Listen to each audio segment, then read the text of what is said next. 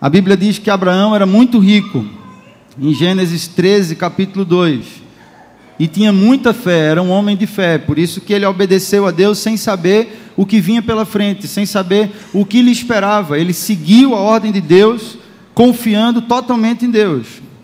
E o seu nome significa pai de muitos, ou pai de nações, pai de multidão.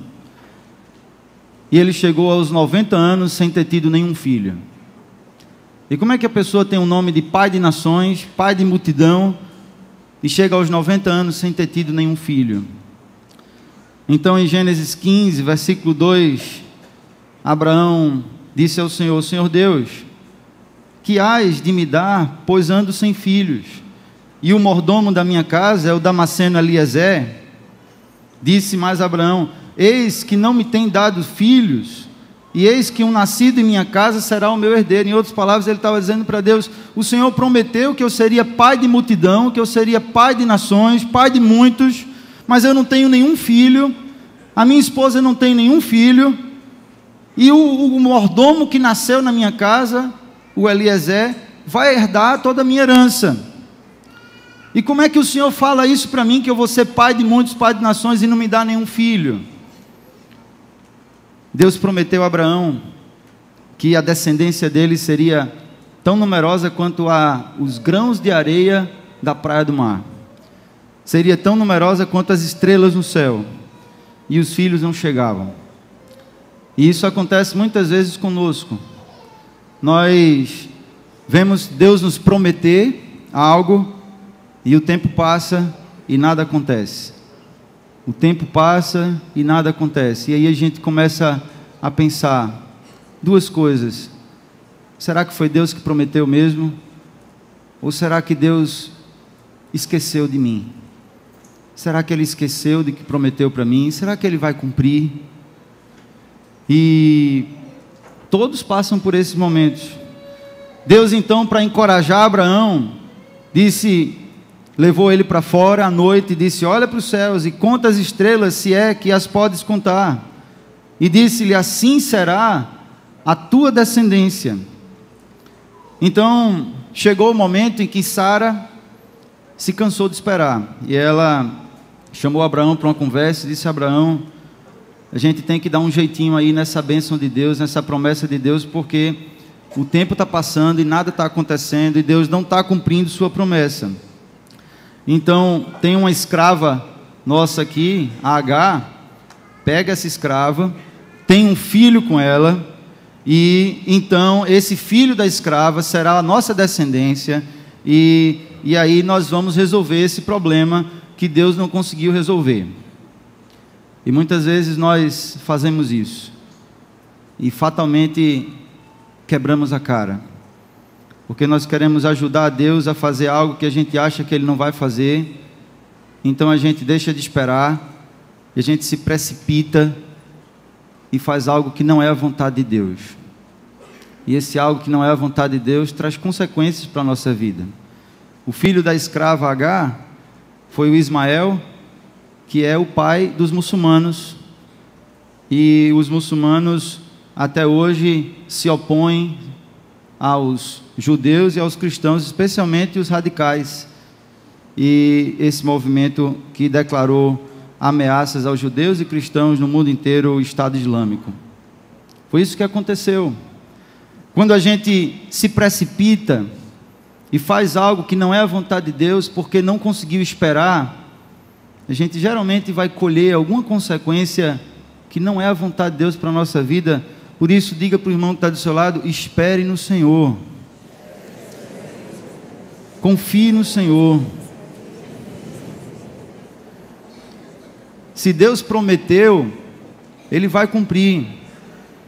Aos olhos de Sara e de Abraão, não era mais possível isso acontecer. Sara ainda achava: é possível Abraão gerar um filho, mas eu não tenho mais condições de gerar filho. Então Abraão tem que resolver essa história com a escrava, com Agar. E aos nossos olhos, quando uma situação é impossível, para Deus continua sendo possível do mesmo jeito, porque para Deus não há nada impossível. Creia que Deus vai fazer o que Ele prometeu, não importa quanto tempo passe, Ele está ali preparando para você viver aquilo que Ele tem para a sua vida. Amém? Não se precipite. E aí aconteceu que Sara, certo dia, diz aqui, mulher de Abraão, ela não lhe dava filhos e tinha uma serva egípcia com o nome Agar, e ela então deu essa serva para Abraão, para ele ter filhos, e depois que Agar teve filhos, aconteceu que ela desprezou Sara. Ela começou a não se submeter mais a Sara, e ela começou a se achar importante, porque agora eu sou mãe do único herdeiro do teu marido, então eu não quero mais saber de você. E Sara se aborreceu com ela e mandou ela embora, expulsou ela de casa, e aquele filho que era o filho da bênção, o filho da promessa, o filho que eles estavam tentando resolver esse problema, que achando que Deus não ia mais cumprir a promessa, não ia mais abençoar eles com filho, foi embora. E Sara, então, quando Deus foi falar com Abraão, e diz aqui o texto de Gênesis 18, versículo 11, eram Abraão e Sara já velhos e adiantados em idade, e Sara havia cessado o costume das mulheres, quer dizer, ela já tinha entrado na menopausa, e assim, riu-se Sara consigo mesma, e disse, ainda terei deleite depois de haver envelhecido, e também o meu senhor já velho. E disse o Senhor a Abraão, por que riu-se Sara, dizendo, na verdade, ainda darei a luz, havendo já envelhecido? Haverá alguma coisa difícil ao Senhor? Ao tempo determinado, tornarei a ti, por este tempo, Sara dará à luz um filho. E Sara negou, dizendo assim, não me ri, porque temeu a Deus. E Deus disse para ela, então, através do anjo, e não digas isto, porque te riste. Sara não acreditava mais que podia ter filhos. E em Gênesis 17, versículo 15, Deus falou a Abraão novamente, Sara, tua mulher, chamarás pelo nome de Sarai, não chamarás pelo nome de Sarai, mas Sara, será o seu nome, porque eu a hei de abençoar, e te darei dela um filho, e a abençoarei, e ela será mãe de nações, reis de povos sairão dela. Então caiu Abraão sobre seu rosto, riu-se, e disse no seu coração, a um homem de 100 anos há de nascer um filho, e dará à luz a Sara da idade de 90 anos. E disse Abraão a Deus, quem dera viva Ismael diante do teu rosto. Em outras palavras, Abraão estava dizendo para Deus, Senhor, esquece essa história, não vem mais falar comigo sobre isso, porque o tempo já passou, não dá mais tempo. O tempo de eu e Sara termos filhos já não existe mais. A gente já resolveu essa história para o Senhor através da Agar. Diz o texto que Abraão caiu sobre o seu rosto e riu-se. Quer dizer, Abraão estava dizendo, Senhor, isso é impossível, não tem como isso acontecer mais. Então não vem ficar me prometendo isso, porque isso está alimentando uma esperança em mim que não vai acontecer. E Deus confirma novamente, você e Sara terão um filho, e chamarás-o pelo nome de Isaque, e estabelecerei com ele a minha aliança por aliança perpétua. Abraão era da idade de 100 anos, quando Isaque nasceu, e Sara tinha 90 anos. Aos olhos humanos impossível, mas para Deus nada é impossível. Diga isso para a pessoa do seu lado, para Deus nada é impossível. Isaque nasceu, e Abraão, que tinha mais idade de ser avô do que pai, começou a cuidar do seu filho Isaque, a joia preciosa que Deus deu para ele, e ele ali gastando o seu tempo, ensinando a Isaque, caminhando, e foi aí que Deus percebeu que os olhos de Abraão estavam em Isaque mais do que deveria, e Deus resolveu provar Abraão.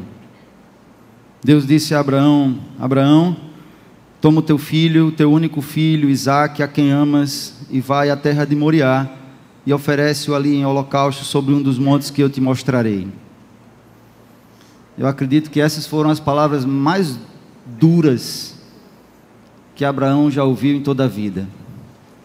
Toma o teu filho, o teu único filho, a quem amas, e vai à terra de Moriá e oferece-o ali em holocausto a mim. Em outras palavras, Abraão, mata o teu filho e oferece ele a mim. É claro que nós já sabemos o final da história e sabemos que a Isaac não morreu. E sabemos que o nosso Deus não aceita sacrifício humano. Quem acredita nisso são os adeptos do Deus Moloque, que sacrificam crianças para ele. Mas Deus provou a Abraão, e Deus não falou para Abraão que isso era um teste. Abraão, vou te testar. Deus falou com Abraão, pega o teu filho e mata ele. Ele queria saber qual era a reação de Abraão a isso. O teu único filho a quem amas. Abraão prontamente obedece a Deus, mas acredito que obedece a Deus com o coração partido. Uma coisa muito difícil. E ele sai ali caminhando em direção a sacrificar o seu filho, pega 2 servos, pega um jumento, pega a lenha, pega o cutelo, pega o fogo, pega Isaac, que era o sacrifício, e sai caminhando, diz a Bíblia, um caminho de 3 dias, certamente levou bastante mantimento para ida e para volta, e então, chegando no 3º dia, Deus diz para ele, é aquele monte ali que você vai sacrificar o seu filho. Eu acredito que foram os 3 dias mais difíceis da vida de Abraão, mas em obediência a Deus, ele estava ali, disposto a sacrificar o seu filho. Então ele chega para os servos e diz, esperem aqui com o jumento, eu e o rapaz iremos até o monte, e havendo adorado a Deus, voltaremos para junto de vós. E alguns interpretam que quando Abraão fala no plural, Abraão está crendo que ele vai voltar com o menino.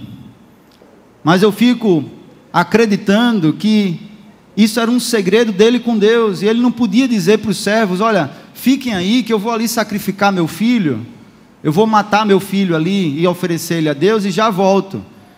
Porque talvez os servos tentassem impedir ele de fazer isso, achando que ele estava louco. E isso era uma coisa, era um segredo dele com Deus. Ele diz, eu vou lá com o menino e nós voltaremos. Então ele vai, ele não sabia que Deus ia dar livramento. É isso que eu queria que os irmãos refletissem. Ele foi disposto a matar o seu filho. No meio do caminho, Isaac percebeu a situação, que deveria ter aproximadamente uns 10, 12 anos a essa altura. E Isaac então pergunta para Abraão, meu pai, e Abraão diz, eis-me aqui meu filho. E a pergunta de Isaac, eu creio que foi uma pergunta muito difícil para Abraão responder. Ele diz então, eis aqui o fogo e a lenha, mas onde está o cordeiro para o holocausto? E Abraão olha para ele e diz, Deus proverá para si, meu filho, o cordeiro para o holocausto. E os dois seguiram. Imagina se Abraão olha para ele e diz assim, você é o cordeiro para o holocausto. Deus mandou sacrificar você. Mas acredito que Abraão não teve coragem de dizer isso para o filho. E ele disse, Deus proverá para si. E ele vai. Chega lá no local, ele então prepara a lenha, deita o menino em cima do filho, e o que me espanta no texto é que o texto não diz que o menino se recusou a deitar, que o menino se opôs a isso, que o menino tentou correr, mas Isaac também estava entendendo ali, assim como tinha suspeitado no meio do caminho, que Deus tinha mandado Abraão fazer isso, e ele ia fazer isso em obediência a Deus, e Isaac estava se entregando para o sacrifício em obediência a Deus.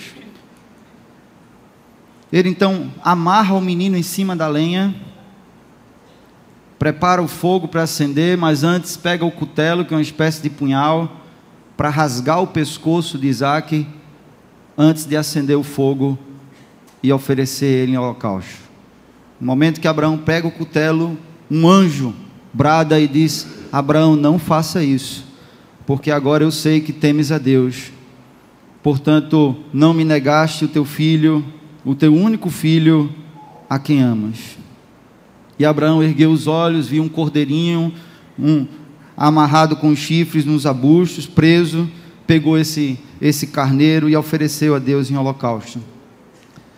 E Deus livrou Isaque da morte, porque Abraão provou a Deus que Deus era mais importante do que Isaque. E o que é que nós aprendemos com isso, irmãos? Nós aprendemos, através dessa passagem, qual é o segredo da bênção. Deus só permite a gente ter aquilo que a gente consegue renunciar. Porque o que nós não conseguimos renunciar, tomou o lugar de Deus na nossa vida. Deus estava perguntando a Abraão: Abraão, quem é mais importante na tua vida, eu ou Isaque? Quem é mais importante na tua vida, Abraão? Aquilo que você não consegue renunciar, tomou o lugar de Deus na sua vida. E eu gosto muito de lembrar de uma frase linda do pastor Martin Luther King Jr., então, tem até um filme sobre ele agora, que ele disse: eu segurei muitas coisas nas minhas mãos, mas perdi tudo. Mas tudo que eu coloquei nas mãos de Deus, eu ainda possuo. Vou repetir: eu segurei muitas coisas nas minhas mãos, mas perdi tudo. Mas tudo que eu coloquei nas mãos de Deus, eu ainda possuo. O que é que tem tomado o lugar de Deus na sua vida? Qual é o seu Isaque? Entregue o seu Isaque ao Senhor hoje. Sacrifique ele ao Senhor. Tudo que você não consegue renunciar torna-se perigoso para você, pois isso vai lhe fazer mal. Isso pode lhe desviar do caminho do Senhor, porque as bênçãos de Deus, elas só são de fato bênção se elas nos aproximam de Deus. E tem muita gente que em Deus a bênção, e aí Deus diz assim: essa aí você não vai ter não. Enquanto isso for muito importante para você, eu não vou deixar você ter isso, porque se você tiver isso, isso vai lhe fazer mal, isso vai lhe prejudicar. O Senhor deve ter a primazia nas nossas vidas. O Senhor deve ser o que há de mais importante para nós. Qual é o seu Isaque? Faça como Abraão. Talvez ele tire o seu Isaque de você. Talvez algo que você tem hoje, que não está lhe fazendo bem, que está lhe afastando de Deus, ou que vai lhe afastar de Deus mais na frente, entregue a Deus, porque é melhor ir para a glória sem isso, do que ficar distante de Deus. Deixe Deus escolher o que é melhor para você. Às vezes realizações pessoais, casamento, tem gente que não casou, e o casamento é um Deus. Enquanto não casa, fica triste, e tudo aquilo que faz a gente ficar triste, enquanto a gente não tem, é o nosso Deus. E essa é a forma mais fácil, mais prática que a gente tem de identificar a idolatria. Porque se o Senhor não é a nossa alegria, se o Senhor não é suficiente para te alegrar, então é porque essa coisa que está te faltando virou o teu Deus. E você tem que entregar isso ao Senhor e dizer para o Senhor: o Senhor é suficiente para mim, o Senhor é a minha alegria. Se eu tenho isso, amém. Se eu não tenho isso, amém também, porque eu me alegro no Senhor, porque o Senhor me completa, o Senhor me satisfaz. Tem gente que está idolatrando um bom emprego, um curso, um concurso, filhos, aparência física e tantas coisas nas realizações pessoais. Então, enquanto você não tem isso, se você fica triste e não consegue esperar no Senhor, se isso te deixa em depressão, comece a questionar se isso não virou o seu Deus. Certa vez eu conversei com uma irmã com mais de 40 anos, que não havia casado, e ela, preocupada com isso, me perguntou: amor, pastor, tem alguma maldição sobre minha vida? E eu disse para ela: não, se você se converteu, não tem maldição nenhuma sobre sua vida, porque Jesus já levou na cruz todas as maldições. E ela disse: o que é que está acontecendo então? Aí eu perguntei para ela assim: você já renunciou ao casamento? E ela disse: não, pastor, o que é isso? Eu quero casar. E aí eu disse: porque talvez o problema seja esse. Talvez o casamento tenha virado seu Deus. E enquanto você não casa, você fica triste. E o Senhor não consegue te alegrar. Porque o Senhor não está sendo suficiente para você. Coisas materiais, carro, casa, vestuário, vida espiritual, cargos eclesiásticos, reconhecimento humano. Irmãos, sabe qual é o segredo da bênção? É a renúncia. É quando a gente entrega para Deus e diz: Senhor, eu vivo sem isso. Eu vivo sem isso. Eu só não vivo sem o Senhor. O Senhor é que é essencial na minha vida. O Senhor é que é mais importante na minha vida do que qualquer coisa. Qual é o primeiro mandamento? Amar a Deus sobre todas as coisas. Você ama a Deus sobre todas as coisas? Se ama, Deus lhe satisfaz. Como diz no Salmo 23, o Senhor é meu pastor e nada me faltará. E na língua original, o texto diz: o Senhor é meu pastor e Ele é tudo que eu preciso. O Senhor é meu pastor e Ele é tudo que eu preciso. Eu não vou sentir falta de nada.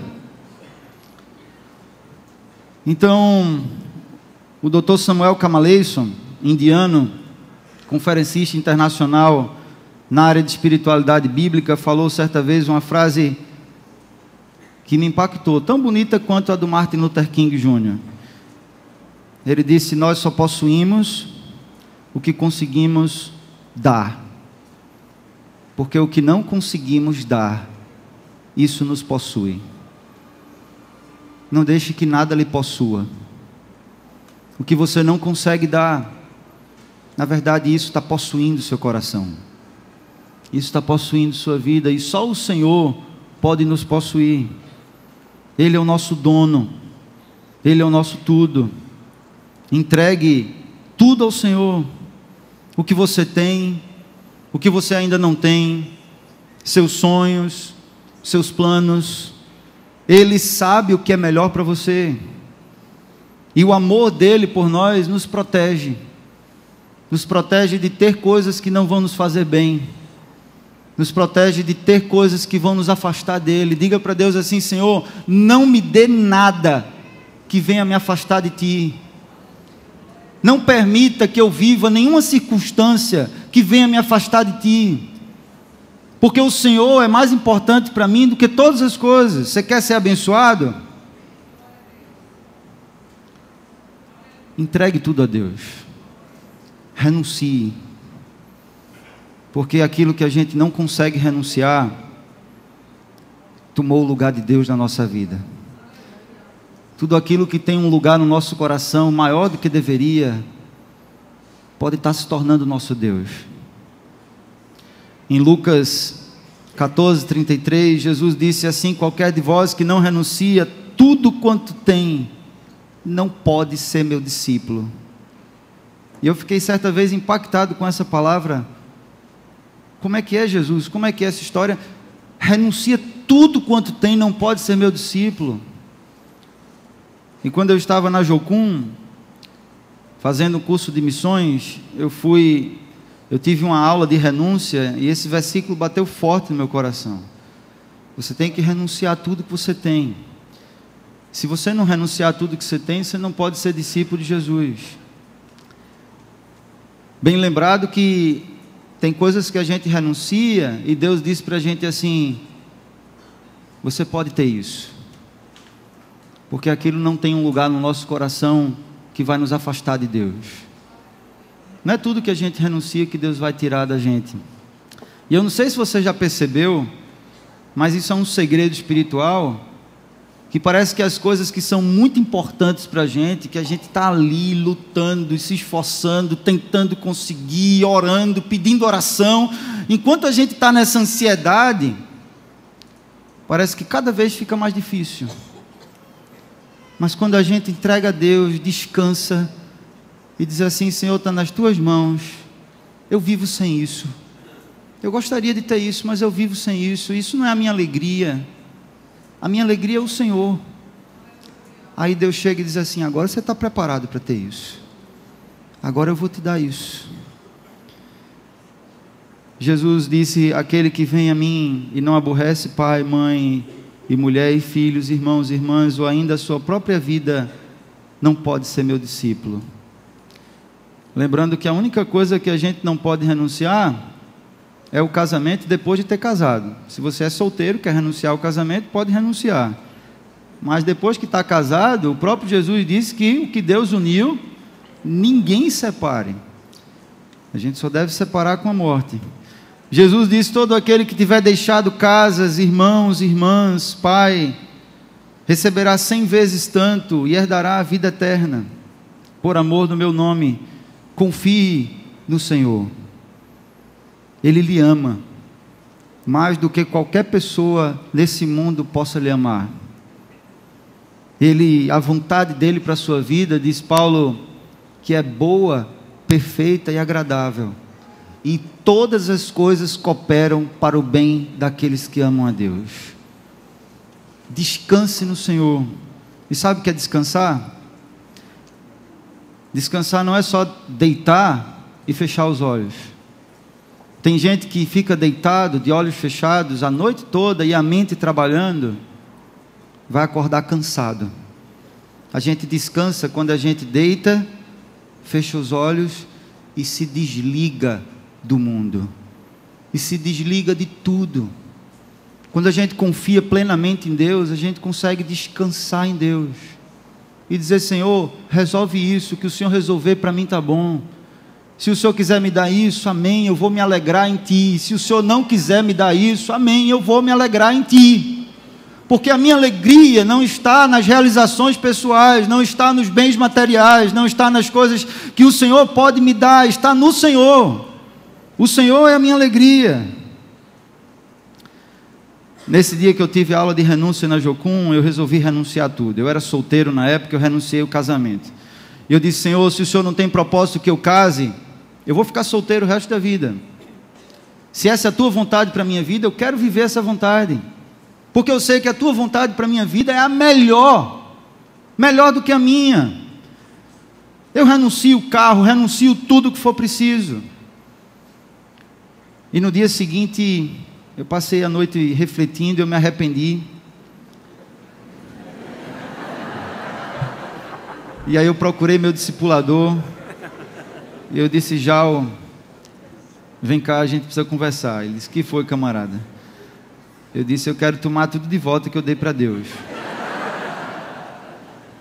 E eu não estou muito satisfeito com essa história de renunciar, não. E ele teve uma crise de riso, passou uns 2 minutos rindo, e disse: relaxa, camarada, Deus não é aquele que violenta você, não. Se Ele não tem propósito na sua vida com isso, Ele vai te preparar para isso. Ele vai tirar isso do teu coração. Não pega tudo da mão de Deus, não. Deixa tudo lá na mão dEle mesmo.